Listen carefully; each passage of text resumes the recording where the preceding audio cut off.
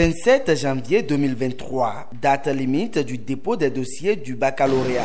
Collège d'enseignement général 1 de Boycon.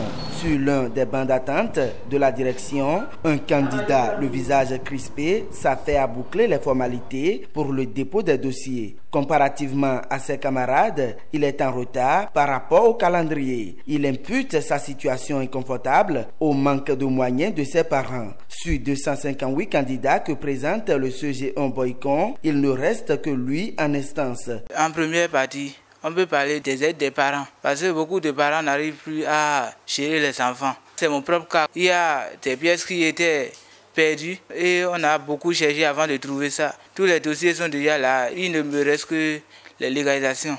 Nous n'avons pas demandé avant de venir au monde. Ce sont les parents qui nous ont forcés à venir au monde. Lorsque tu inscris ton enfant à l'école, tu dois le gérer jusqu'à la fin de ses études. Le retard des apprenants dans la constitution et le dépôt des dossiers au niveau de l'école est un casse-tête pour l'administration. Elle, qui est aussi appelée à acheminer tôt les dossiers vers l'ADOB. Pour faire vite, la directrice a dû même payer des frais de dossier à certains candidats, ce qui lui a permis de gagner un peu du temps. Presque tous les dossiers sont prêts, il ne nous reste qu'un seul dossier. La NPI constituait un souci, mais ce verrou a été sauté déjà. Et nous avons pu inscrire déjà tous les candidats en ligne, les 258. Et avant la fin de la journée, tout va rentrer dans l'ordre.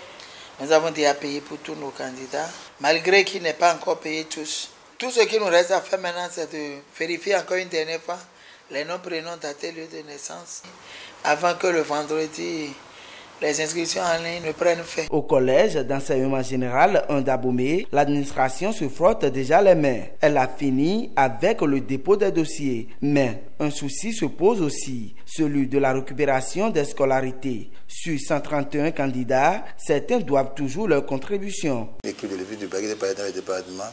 Pour le compte du département du Zou, nous avons reçu l'équipe le mercredi et le jeudi de la semaine dernière.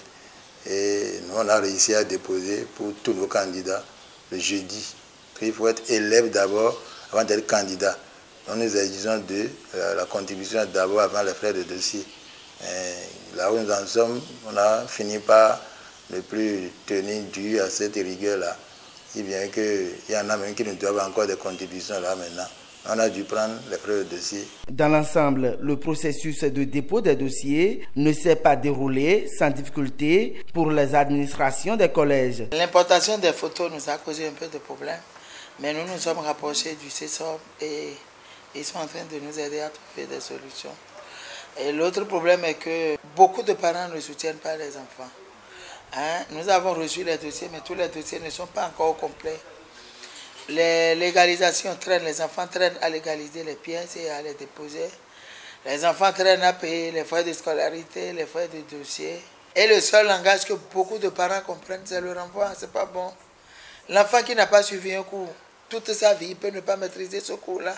Tout ça perturbe les résultats. Le même enfant qui est renvoyé pour acte de naissance non légalisé, ou il est renvoyé pour carte d'identité, il doit aller faire la queue pour faire la pièce d'identité.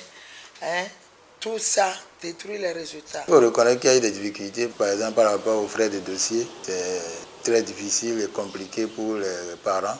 On les appelait, on prenait rendez-vous avec eux, on négociait ça. Si des directeurs sont déjà à jour, d'autres s'activent pour tenir dans le temps réglementaire. Les parents de candidats sont appelés à plus de responsabilité et de célérité pour une fin heureuse.